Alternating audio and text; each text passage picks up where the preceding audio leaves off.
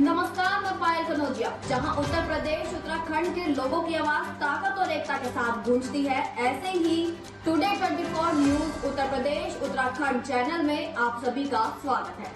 उत्तर प्रदेश के मुख्यमंत्री योगी आदित्यनाथ का कहना है, हम मुस्लिम आरक्षण के संबंध में कलकत्ता उच्च न्यायालय द्वारा दिए गए फैसले का स्वागत करते हैं। भारतीय संविधान धर्म के आधार पर आरक्षण देने की इजाजत नहीं देता है। पश्चिम बंगाल की सीएम टीएमसी सरकार ने राजनीतिक तुष्टीकरण की पराकाष्ठा छूते हुए आरक्षण दिया। 118 मुसलमानों को जबरदस्ती ओबीसी श्रेणी में जोड़कर इसका मतलब है कि वे जानबूझकर ओबीसी के अधिकारों को छीन रहे थे। इस असंवैधानिक फैसले को कलकत्ता उच्च न्यायालय ने टीएमसी सरकार को करारा तमाचा मारा। यह असंवैधानिक था और ऐसा नहीं हो सकता। अनुमति दी गई। हमें देश में ऐसा माहौल नहीं बनाना चाहिए जिससे देश का विभाजन हो।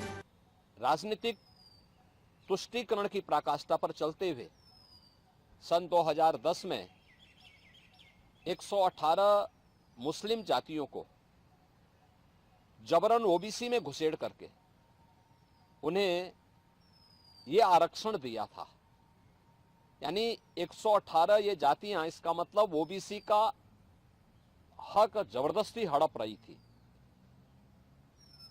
और इसी असंवैधानिक कृत्य पर माननीय उच्च न्यायालय कोलकाता ने टीएमसी गवर्नमेंट के फैसले को पलटा है और एक जोरदार तमाचा मारा है। यह कार्य असंवैधानिक था और इसको अनुमति नहीं दी जा सकती है। स्वाभाविक रूप से बाबा साहब भीमराव अंबेडकर ने भी देश के संविधान सभा में इस बात को कहा था, बार बार कहा था। आरक्षण भारत के अंदर अनुसूचित जाति जनजाति के लिए और मंडल कमीशन के बाद ओबीसी के सामाजिक और आर्थिक पिछड़ेपन को ध्यान में रखते हुए आरक्षण की व्यवस्था की गई थी।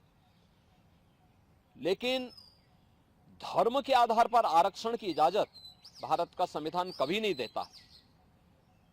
और बाबा साहब भीमराव अंबेडकर ने इसके लिए बार बार देश को वार्न किया था कि धर्म के आधार पर भारत का विभाजन हुआ था।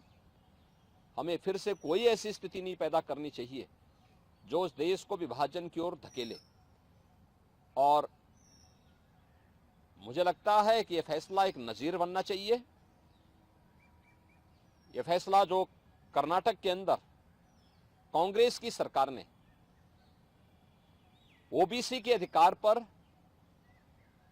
इसी प्रकार की सेंधमारी करते हुए मुसलमानों को आरक्षण देने का काम किया है, और कांग्रेस की सरकार ने आंध्र प्रदेश के अंदर भी इस प्रकार की जो शरारत की थी, इसका अब जोरदार जवाब दिए जाने की आवश्यकता है। और मुझे लगता है कि किसी भी प्रकार के उस कार्य को जो असंवैधानिक हो, भारत के विभाजन की आधारशिला रखने वाला हो, भारत को कमजोर करने वाला हो, उसको कतई स्वीकार नहीं किया जाना चाहिए। देश की कीमत पर राजनीति की जो नीति चल रही है, खासतौर पर कांग्रेस और इंडी गठबंधन से जुड़े हुए दलों में जो होड़ लगी है, इस होड़ को पूरी तरह खारिज किया जाना चाहिए और इसको बेनकाब किया जाना चाहिए।